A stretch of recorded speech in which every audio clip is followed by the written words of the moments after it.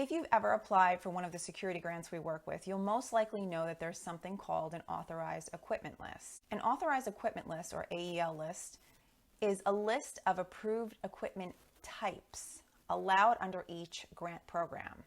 It's my recommendation to you as the grant applicant to confirm this information with an official grant representative.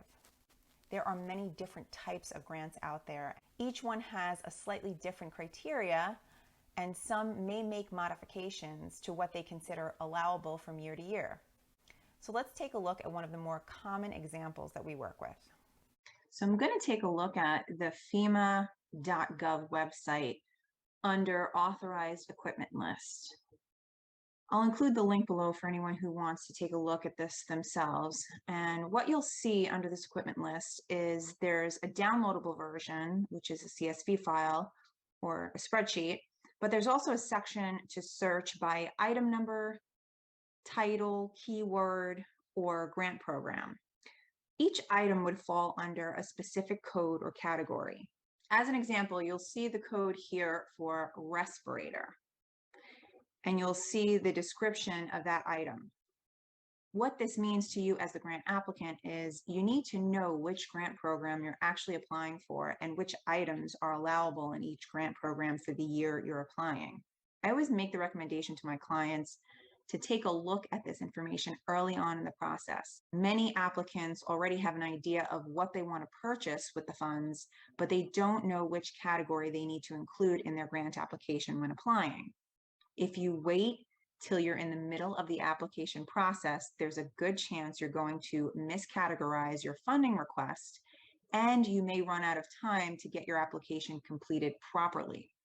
This year for the NSGP, which is one of the more common grants that we work on, they had a very small application window for some of the states. Some states only had a few days to complete their grant application.